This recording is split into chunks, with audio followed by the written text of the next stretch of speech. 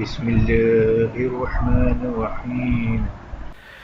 جیسا کہ ہماری سلسلہ وار گفتگو ہو رہی تھی اجتہاد اور تقلید کے حوالے سے، اور کچھ لوگ جو اس کے مقابل اخباریت کا دعویٰ کرتے ہیں، تو مومنین کی طرف سے جو سوال طرح ہوئے ہیں اس حوالے سے، کہ ان میں سے ایک سوال یہ ہے کہ مجتہد جو ہے وہ نائب امام نہیں ہو سکتا۔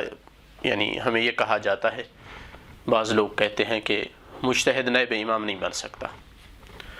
اس کی وہ چند ایک وجوہ ذکر کرتے ہیں کہ کیوں نائب امام نہیں بن سکتا۔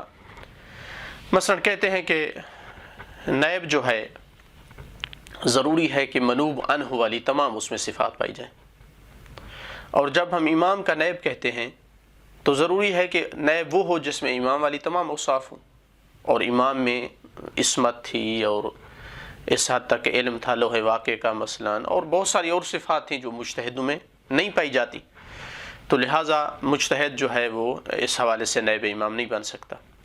اور دوسری بات یہ بھی ذکر کرتے ہیں کہ ہمارا اصلاً اختلاف دوسرے مذاہب کے ساتھ یہی ہے کہ وہ لوگ کہتے ہیں کہ نبی کا جو نائب ہے، خلیفہ ہے، وہ غیر معصوم بن سکتا ہے، انہوں نے بنایا ہے۔ ہم کہتے ہیں کہ نہیں، معصوم جو ہے اس کے علاوہ نائب نبی کا یا خلیفہ نہیں بن سکتا ہے۔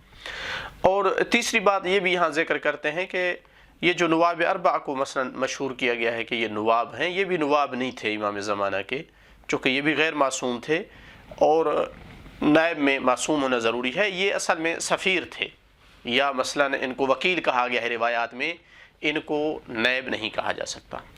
یہیں پر ایک حدیث بھی اس دعوے کے ساتھ دلیل کے طور پر ذکر کی جاتی ہے کہ امیر المومنین فرماتے ہیں کہ مناصب جو ہے وہ تین ہیں، عہدے، نبوت ہے، رسالت ہے، اور امامت ہے۔ اس کے بعد سارے طاعت کرنے والے، آپس میں محبت کرنے والے مومنین ہیں، اور ان کے علاوہ جو ہے اہل بدعت لوگ ہیں۔ تو کوئی اس کے بعد چوتھا منصب نہیں ہے کہ کہا جائے کہ کوئی منصب ہے نائب امام والا۔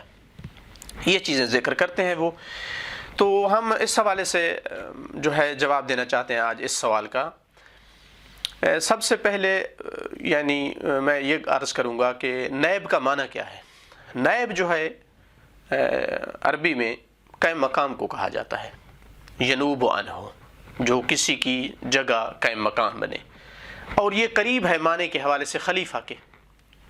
خلیفہ اس حوالے سے اس کو کہا جاتا ہے کہ چونکہ وہ اپنی جگہ پہ چھوڑتا ہے اس کو، خلفہ، استخلفہ، اپنی جگہ پہ خلیفہ بنایا، اور اسی کو نائب بھی کہا جاتا ہے چونکہ اس کا قائم مقام ہے۔ تو انتہائی قریب المعنی ہے، نائب ہو یا خلیفہ ایک ہی طرح کا معنی دیتے ہیں۔ اب معنی اگر سمجھ آ گیا ہے تو اس کے بعد گزارش یہ کروں گا کہ یہ دو طرح کا ہوتا ہے، دو قسموں کا۔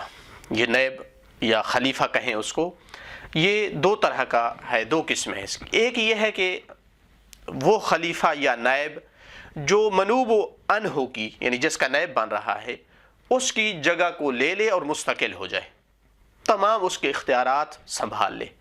جیسے باپ دنیا سے چلا جائے اور بیٹا اس کا نائب ہوتا ہے، تو اب باپ کی جگہ پر ہے، تمام اختیارات باپ والے اس کے پاس ہیں۔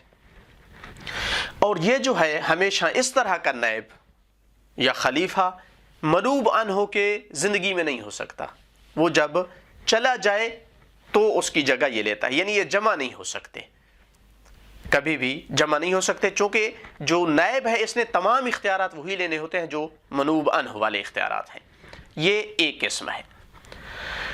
دوسری قسم یہ ہے کہ نہیں، کوئی کسی کو اپنے کسی خاص کام میں یا کسی خاص جگہ پہ نائب مقرر کرے کہ تو مثلا اس کام میں میری طرف سے یہ کام کرے گا، یا اس جگہ پر تو میرا نائب ہوگا۔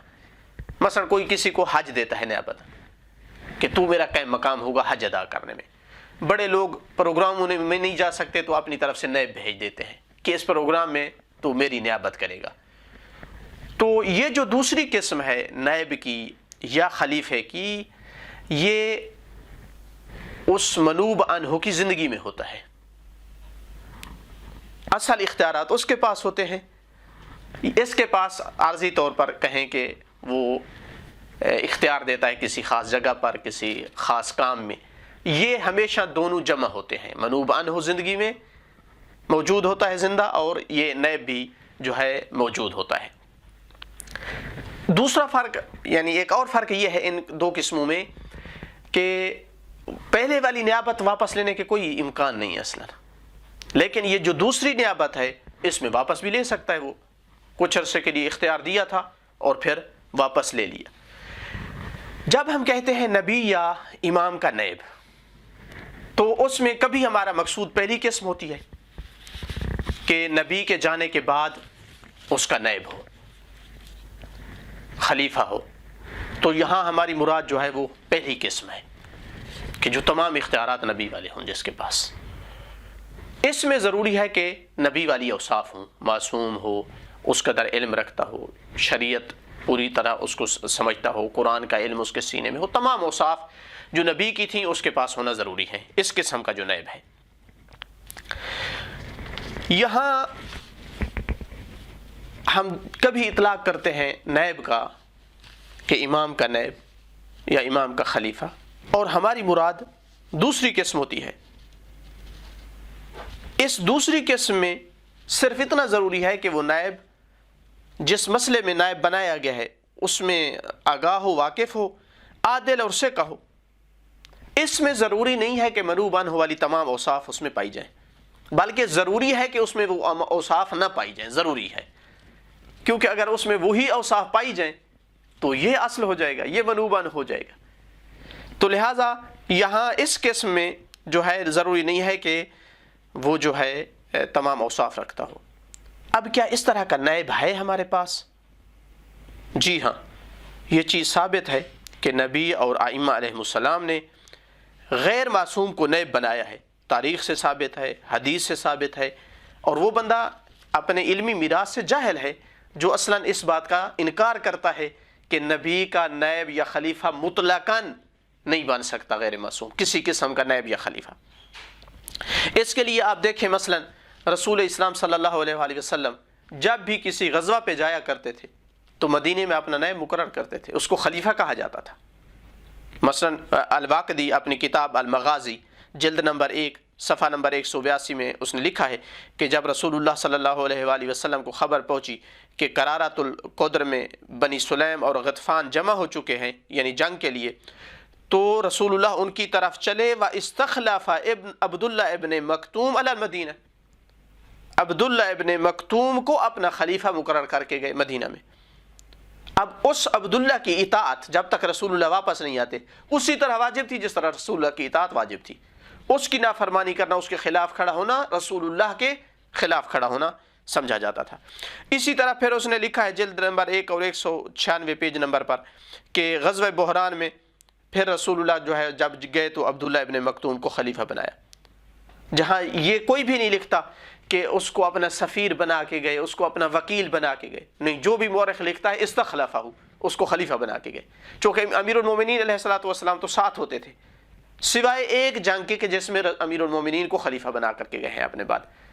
تو یہ جو قسم ہے دوسری، ایک عارضی خلیفہ بنانا یا نائب بنانا، اس کو کچھ اختیارات دینا خاص قسم کے، یہ غیر معصوم بنتا رہا ہے۔ شیخ مفید نے کتاب الجمل پیج نمبر 420 پہ لکھا ہے کہ جنگ جمل کے بعد علی علیہ الصلوۃ والسلام نے خطبہ دیا، حمد و ثنا کی اور لوگوں کو فرمایا یا ایھا الناس استخلفت علیکم عبداللہ ابن عباس، میں تمہارے اوپر عبداللہ ابن عباس اپنا خلیفہ بنا کے جا رہا ہوں، فاسمعوا لہ واطیعوا، سنو اس کی بات اور اس کی اطاعت کرو۔ لیکن چونکہ عبداللہ ابن عباس معصوم نہیں ہے اس لیے کہا ما اطاع اللہ و رسولہ، جب تک وہ اللہ اور اس کے رسول کی اطاعت کرتا رہے۔ لہٰذا جو دوسری قسم کا نائب ہے اس کی اطاعت مقید ہوتی ہے، کس بات سے مقید ہوتی ہے؟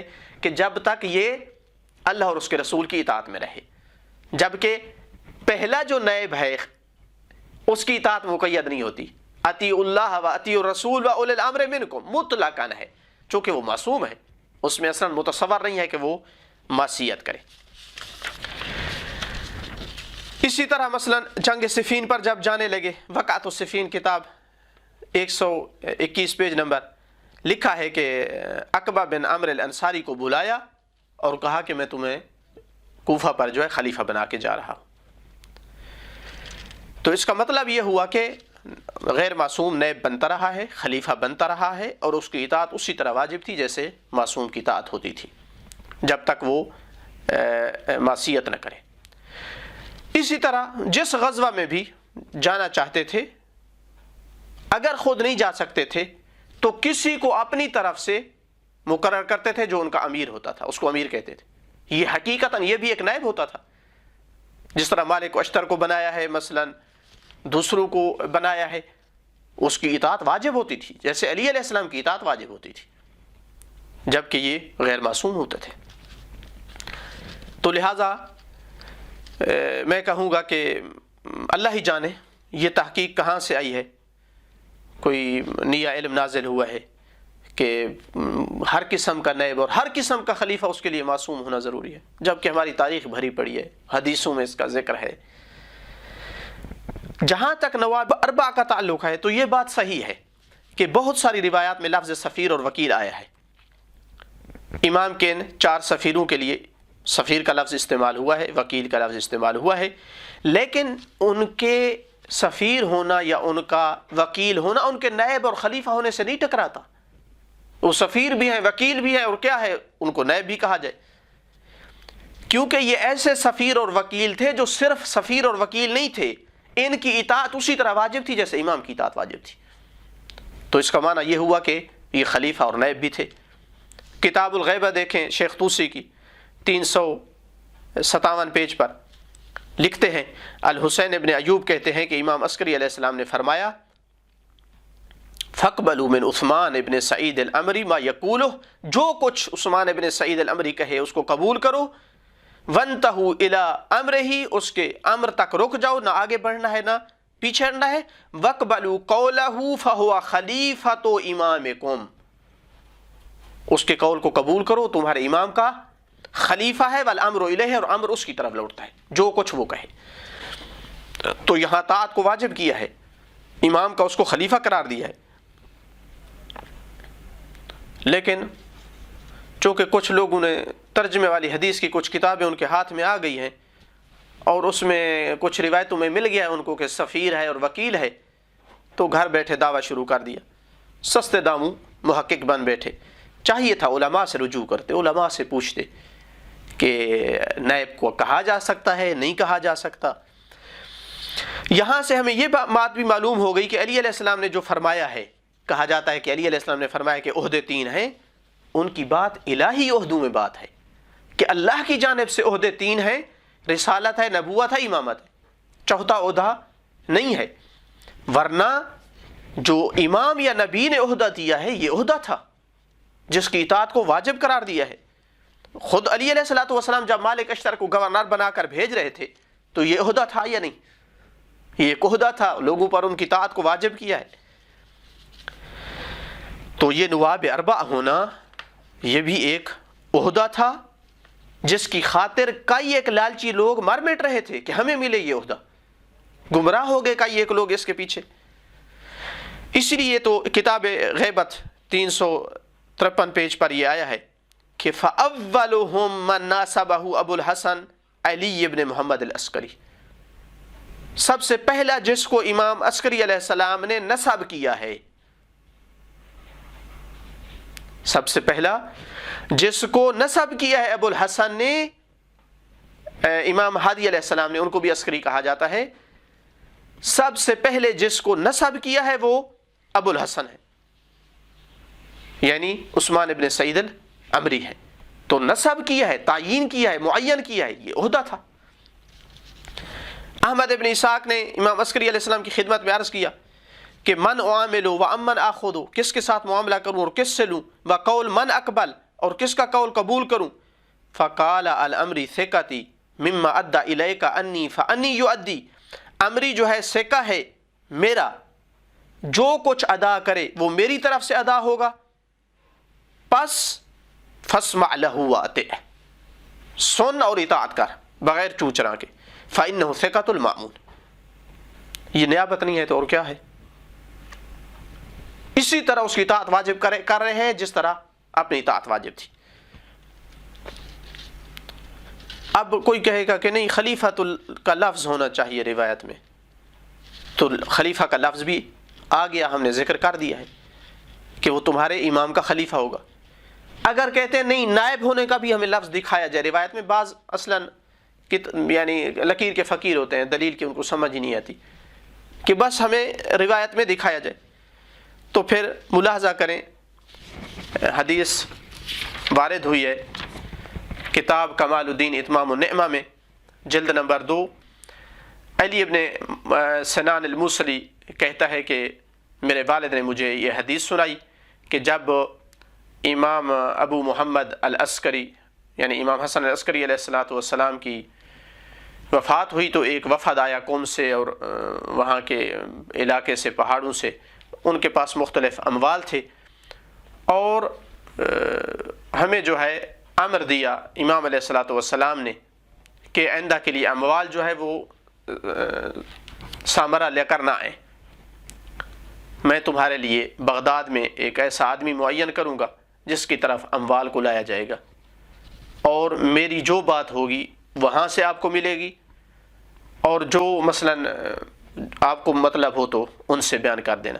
کہتے ہیں کہ ہم وہاں سے واپس آ گئے، وَكَانَ بَعْدَ ذَلِكَ نَحْمِلُ الْأَمْوَالَ إِلَى بَغْدَادَ إِلَى النُّوَابِ الْمَنْسُوبِينَ بِهَا، کہ اس کے بعد ہم جو اموال ہوتے تھے بغداد لے جاتے تھے ان نواب کے پاس جن کو امام نے نصب کیا، وَيَخْرُجُ مِنْ عِنْدِهِمْ تَوْقِيعَاتٍ، اور ان کے پاس سے امام کی جو تحریر ہوتی تھی وہ ہمیں ملتی تھی۔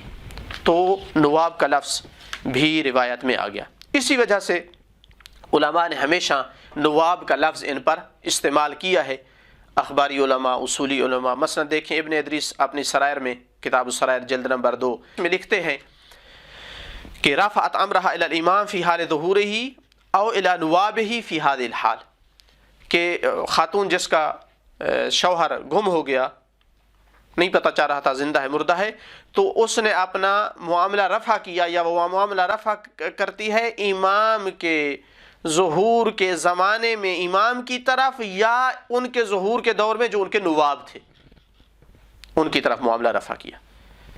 اسی طرح علی ابن محمد بن علی عاملی 877 ہجری کا متوفی ہے، صراط مستقیم کتاب میں جلد نمبر 1 صفحہ نمبر 71 پہ لکھتے ہیں اعتراض کی شکل میں کہ لو واجبت عصمت الامام لواجبت عصمت نوابہ، اگر امام کی عصمت واجب ہوتی، لگتا ہے کہ اعتراض ان کی جانب سے ہے جو عصمت امام کے قائل نہیں تھے، دوسرے مذہب کی جانب سے، کہ اگر آپ لوگ کہتے ہیں امام کی عصمت واجب ہے، اگر امام کی عصمت واجب ہے تو اس کے نواب کی عصمت بھی واجب ہے، لاحتیاج العباد الیہم، چونکہ لوگ نواب کی طرف محتاج ہیں، لتباعد البلاد، چونکہ شہر بہت دور ہیں، ہر بندہ امام تک نہیں جا سکتا، تو امام کے جو نواب ہیں ان کے لیے بھی معصوم ہونا ضروری ہے، چونکہ لوگ ان سے لیتے ہیں سارا کچھ، تو یہ ان کی طرف سے اعتراض تھا۔ معلوم ہوا کہ نواب کا انکار نہیں تھا، علماء نواب ثابت کر رہے تھے، ساتھ یہ ثابت کر رہے تھے کہ معصوم ہونا ضروری نہیں ہے ان کا، تو ہر نائب کا معصوم ہونا، اگر امام معصوم ہو تو ہر نائب بھی معصوم ہونا چاہیے، یہ وہاں سے آیا ہے اعتراض، یہ ہماری طرف سے نہیں تھا۔ تو انہوں نے کیا جواب دیا اس کا جواب دیا، فرمایا تو ہم جواب میں یہ کہیں گے یکفی فی کل زمان وجود و معصوم، ایک معصوم کافی ہے، اس کے علاوہ معصوم کی ضرورت ہمیں نہیں ہے، ضروری نہیں ہے کہ نائب جو ہے وہ معصوم ہو۔ ابراہیم بن علی عاملی کفعمی 905 ہجری میں متوفی ہیں، بلد الامین بدر الحسین کتاب ہے، اس میں لکھتے ہیں صفحہ نمبر 158 پہ، تمام سفراء کے نام لکھے ہیں، عثمان بن سعید، محمد بن عثمان، لکھنے کے بعد کہتے ہیں فَهَؤُلَاءِ كَانُوا نُوَابَ الْمَهْدِي، یہ مہدی کے کیا تھے؟ نواب تھے۔ روضۃ المتقین علامہ مجلسی من لا يحذر الفقیہ میں جلد نمبر 4 صفحہ نمبر 276 میں کہتے ہیں ابو الحسین الاسدی كان من الابواب ووسائل وصول الاصحاب وهداياهم الى صاحب الامر صلوات اللہ علیہ وسلامہ وإلى نوابہ، کہ ابو الحسین الاسدی لوگوں کے ہدایہ اور ان کے مسائل پہنچانے کا واسطہ تھے، کس کی طرف؟ امام کی طرف اور اس کے نواب کی طرف، ان کے نواب کی طرف۔ کتاب الوافی فیض کاشانی رحمۃ اللہ علیہ، اخباری علماء میں سے ہے، جلد نمبر 14 پیج نمبر 1590 پہ لکھتے ہیں، جب انہوں نے وہاں نقل کی ہے کتاب تہذیب سے نواب اربع کی زیارت ابواب کی، تو وہاں تفسیر کیا ہے، کہا الابواب نواب صاحب الزمان فی غیبتہ العسکری، کہ امام علیہ السلام کی غیبت میں، فی غیبتہ الصغری، امام کی غیبت صغری میں یہ جو ابواب تھے یہ نواب تھے۔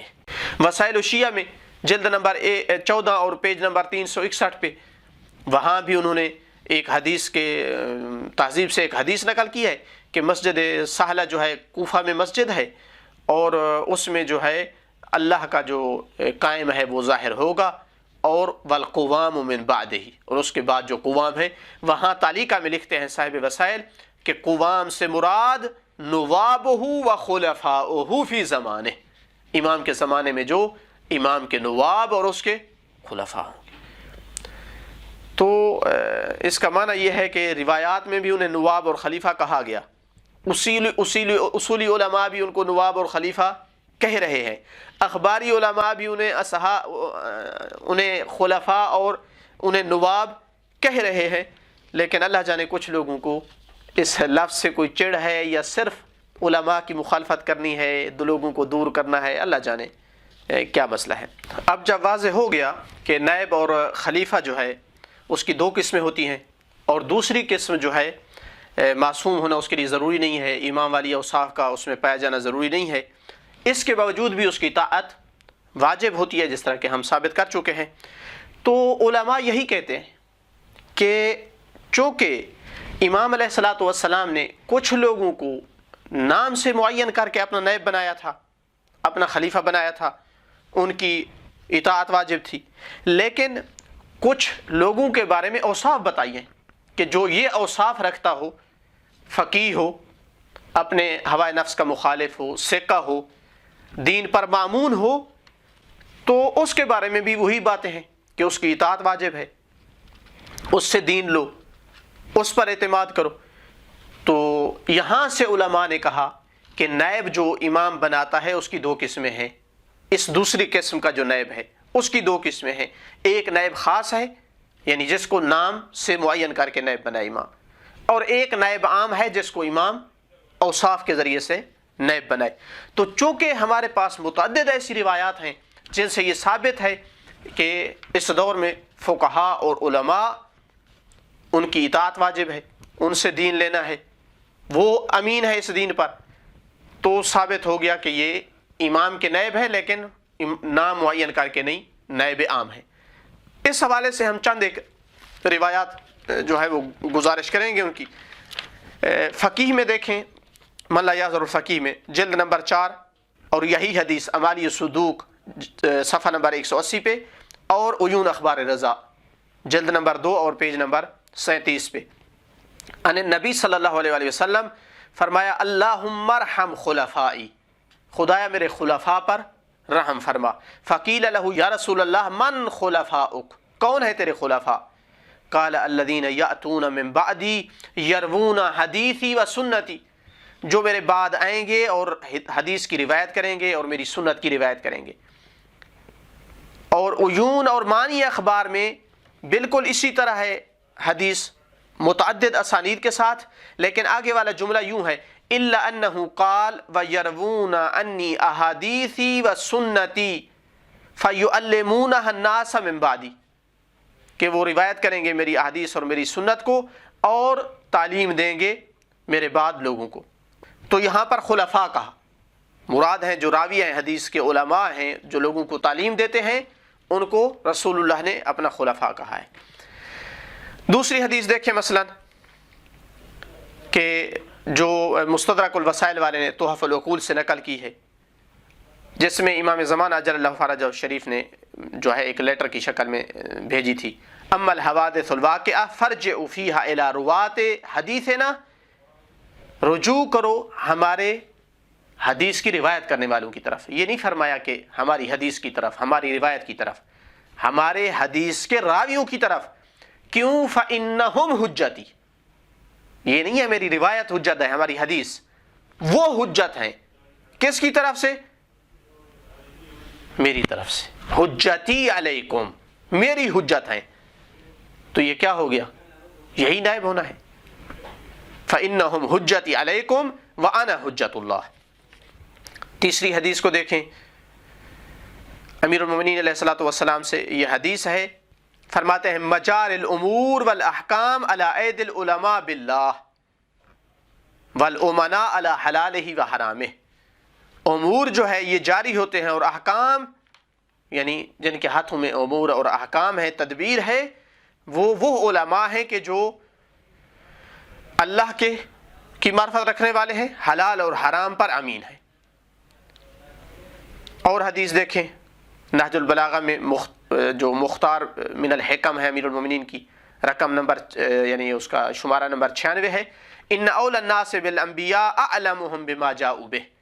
انبیاء کے سب سے زیادہ قریب وہ ہیں جو انبیاء کی تعلیمات کو زیادہ جانتے ہیں. کتاب وسائل الشیعہ جلد نمبر 18 باب نمبر 17 میں، کتاب شہادات میں بہت ساری حدیثیں لکھی ہیں کہ جن میں ہے کہ تقسیم میراث جو ہے یا اس طرح کے دوسرے جو نزاعات ہیں، جھگڑے ہیں، وہ قاضی ان کا فیصلہ کرتا ہے. اور وہیں پر آپ کو یہ حدیثیں بھی ملیں گی کہ قاضی جو ہے اس کے لیے فقیہ ہونا ضروری ہے. تو یہ سارے امور کس کی طرف لوٹائے؟ ایک فقیہ کی طرف. ایک راوی سوال کرتا ہے، یہ حدیث جو آپ پڑھنے لگا ہوں کافی جلد نمبر 1، کہ جھگڑا ہو گیا ہے دو آدمیوں کے درمیان تو کس کی طرف جائیں، رجوع کریں. یہ مقبول ہے، عمر ابن حنظلہ یہ روایت ہے. تو امام نے فرمایا کہ تم اپنے میں سے دیکھو جو ہماری حدیث کو روایت کرتا ہو اور ہمارے حلال حرام کو جانتا ہو، اس میں نظر غور کرتا ہو، فکر کرتا ہو، اور ہمارے احکام کو پہچانتا ہو، اس پر راضی ہو جاؤ. فَلْيَرْضُوا بِهِ حَكَمًا فَإِنِّي قَدْ جَعَلْتُهُ عَلَيْكُمْ حَاكِمًا. اس فقیہ کو میں نے تمہارے اوپر کیا کیا ہے؟ میں نے حاکم بنایا ہے. فَإِذَا حَكَمَ بِحُكْمِنَا، بس جب وہ ہمارے حکم کے ذریعے سے حکم لگائے گا، فَلَمْ يَقْبَلْهُ مِنْهُ، کسی نے اس کو اگر قبول نہ کیا، استخفا بحکم اللہ، اس نے اللہ کے حکم کی اہانت کی ہے. وَعَلَيْنَا رَدَّ، اس نے ہم پر رد کیا ہے. وَالرَّادُّ عَلَيْنَا الرَّادُّ عَلَى اللَّهِ وَهُوَ عَلَى حَدِّ الشِّرْكِ بِاللَّهِ. ہم پر رد کرنے والا اللہ پر رد کرنے والا ہے اور وہ مشرک کی طرح ہے. تو ایک فقیہ نے جو حکم لگایا ہے اس کا انکار کرنا امام کے حکم کا انکار ہے، امام کے حکم کا انکار اللہ کے حکم کا انکار ہے. ایک اور حدیث، یہ بھی اصول کافی جلد نمبر 1 46 صفحہ نمبر، کہ جس میں اللہ کے رسول فرماتے ہیں الفقہاء امناء الرسل، فقہا جو ہے وہ رسولوں کے امین ہیں، لیکن ما لم يدخلوا فی الدنیا، جب تک وہ دنیا میں داخل نہ ہوں. چونکہ اگر عالم دنیا دار ہو گیا ہے تو وہ اس منزل پہ پھر نہیں رہ سکتا ہے. اس کے بعد دیکھیں مثلا ابھی خدیجہ سے ہے یہ روایت، کہتا ہے کہ امام صادق علیہ السلام نے فرمایا قل لہم ایاکم اذا واقعت بینکم خصومہ، جب تمہارے درمیان کوئی جھگڑا ہو جائے، ایاکم ان تحاکموا الی احد من الفساق، اس سے بچنا ہے کہ تم کسی فاسق کی طرف جاؤ فیصلہ لے کر. اجعلوا بینکم رجلا قد عرف حلالنا وحرامنا، اس بندے کو لو جو ہمارے حلال اور حرام کا عارف ہے، اس کو اپنے درمیان قاضی قرار دو. فإنی قد جعلتہ علیکم قاضیا، میری طرف سے، چھٹے امام کی طرف سے، یہی تو نیابت ہوتی ہے، میری طرف سے وہ قاضی ہے تمہارے اوپر. وسائل الشیعہ جلد نمبر 27 صفحہ نمبر 145، جمیل ابن دراج یہ روایت کرتے ہیں کہ امام علیہ السلام نے ایک آدمی کی مذمت کی، مذمت صرف نہیں کی، بد دعا دی امام نے. لا قدس اللہ روحہ، اللہ اس کے روح کو مقدس نہ کرے. ولا قدس مثلہ، اس کے مثل کسی کو بھی. کیوں؟ قصور کیا تھا؟ انہ ذاکر اقواما، کیونکہ اس بندے نے ان لوگوں کا ذکر کیا ہے، یعنی ان فقہا کے بارے میں کچھ باتیں کی ہیں، کان ابی ائتمنہم علی حلال اللہ و حرامہ، جن پر میرے باپ جن کو امین قرار دیتے تھے اللہ کے حلال اور حرام پر. وَقَانُوا عَيْبَةَ عِلْمِهِ، میرے بابا کے علم کے خزانہ تھے. وَكَذَلِكَ الْيَوْمَ هُمْ عِنْدِي مُسْتَوْدَعُ السِّرِّ، اسی طرح آج بھی وہ میرے اسرار کو اٹھاتے ہیں اپنے پاس. بِهِمْ يَكْشِفُ اللَّهُ كُلَّ بِدْعَةٍ، انہی کے ذریعے سے تو اللہ تعالیٰ ہر بدعت کا خاتمہ کرتا ہے. يَنْفُونَ عَنْ هَذَا الدِّينِ انتحال الْمُبْتِلِينَ، جو بھی باطل کا شکار لوگ دین میں جب کوئی چیز داخل کرنا چاہتے ہیں تو وہ دین کا دفاع کرتے ہیں. ثم بقا، شدت عشق اور محبت میں امام ان کے بارے میں رونے لگے. فقلت من ہم، کون ہے وہ یا ابن رسول اللہ؟ فرمایا من علیہم صلوات اللہ احیاء و امواتا، یہ وہ لوگ ہیں جن پر زندگی میں بھی اور دنیا سے جانے کے بعد بھی اللہ کی صلوات اور اس کی رحمت ہے. ہم برید الاجلی، ابو بصیر، زرارہ، محمد بن مسلم. امام نے تمام فقہا کے نام لیے، ہر راوی کا نام نہیں لیا. امام کا 4000 سے زیادہ راوی ہے، فقہا کے نام لیے ہیں. تو یہ کیا ہے؟ امام سے کوئی نسبت ہے ان کی یا نہیں کہ جن پر بات کرنے والے پر امام نے بد دعا کی ہے؟ امام نے دین کا ان کو خزانہ قرار دیا ہے، علم کا. الکافی جلد نمبر 8 پیج نمبر 146. ابی بصیر روایت کرتے ہیں کہ میں نے امام علیہ السلام کی خدمت میں عرض کیا ارأیت الراد علی ھذا الامر کالراد علیکم، جو میری اس بات کا اس امر میں مذہب تشیع والا جو میں دین پیش کرتا ہوں، جو اس میں مجھ پر رد کرے کیا وہ تمہارے اوپر رد کرنے والے کی طرح ہے؟ میری انکار کیا تو تمہارا کیا ہے. فقال یا ابا محمد من رد علیک ھذا الامر فہو کالراد علی رسول اللہ، صرف مجھ پہ نہیں، تیری بات کا انکار کرنے والا رسول اللہ کا انکار کر رہا ہے، وعلی اللہ، اور اللہ پر رد کر رہا ہے. اسی طرح مثلا صحیح معتبر حدیث ہے یہ بھی کہ رسول اللہ صلی اللہ علیہ وسلم نے فرمایا کہ یحمل ھذا الدین فی کل قرن، ہر صدی میں، قیامت تک ہر صدی میں یہ دین اٹھانے والے وہ عادل لوگ ہوں گے، عدول ینفون عنہ تعویل المبتلین و تحریف الغالین، غلو کرنے والوں کی تحریف اور باطل کا شکار لوگوں کی جو تعویلیں ہوں گی ان کو دین سے نفی کریں گے. کما ینفی القیر خبث الحدید، جس طرح وہ آگ جلانے والا ایک آلہ ہوتا ہے وہ لوہے کی جس طرح خباثت کو دور کرتا ہے، اس طرح وہ عدول اور فقہا علماء جو ہے وہ دین سے ہر قسم کی بدعت کو دور کریں گے. اب یہاں میں مختصر کرتے ہوئے اپنی بات کو بس اتنا کہوں گا کہ یہ علماء اور فقہا وہ ہیں کہ جنہیں حدیث میں خلفاء بھی کہا گیا ہے، امام نے اپنی طرف سے ان کو حاکم بھی قرار دیا ہے، ان پر رد کرنے والے کو اپنے اوپر رد کرنے والا بھی کہا ہے، ان پر باتیں کرنے والے کو بد دعا بھی دی ہے، انہیں اپنی طرف سے لوگوں پر حجت بھی قرار دیا ہے، انہیں رسولوں کا امین بھی قرار دیا ہے، جن کے ہاتھوں پر امور اور احکام لوگوں کے لیے جاری ہوتے ہیں وہ منصب بھی انہی کے لیے قرار دی ہے، انہیں حملۃ الدین، دین اٹھانے والا بھی قرار دیا ہے. ابھی بھی نیابت ثابت نہیں ہوتی تو کس سے ثابت ہو؟ ابھی ان کو نائب نہ کہا جائے تو کس کو کہا جائے؟ بس آخر پہ میں اتنا کہوں گا کہ الحمدللہ اللہ کا شکر ہے کہ جب داعش کے خلاف آغا سستانی فتویٰ دے رہے تھے جہاد کا تو اس طرح کی ذہنیت رکھنے والے لوگ نہیں تھے عراق میں، ورنہ کہتے کہ تم تو امام کے نائب نہیں ہو، تمہاری بات کی تو کوئی وقت نہیں ہے، ہم کیوں آپ کی بات پر جائیں اور اپنی جانیں دیں، آپ کے پاس تو کوئی منصب نہیں ہے، آپ تو معصوم نہیں ہیں، امام کے نائب اور خلیفہ نہیں ہیں. لیکن الحمدللہ کہ یہاں وہ لوگ تھے جو مرجع کو نائب امام سمجھتے تھے، اس کی بات کو اپنے اوپر حجت سمجھتے تھے. جس دن فتویٰ آیا 5 لاکھ کے قریب نوجوان اپنے گھروں سے نکل پڑا. اسلحہ تھا یا نہیں تھا؟ انٹرویو میں پوچھا جا رہا تھا تمہیں ٹریننگ تمہارے پاس نہیں ہے، اسلحہ نہیں ہے، کہتے تھے چونکہ نائب امام نے کہہ دیا ہے میرا گھر میں سونا حرام ہے، جو بھی ہوگا میں گھر سے باہر رہوں گا.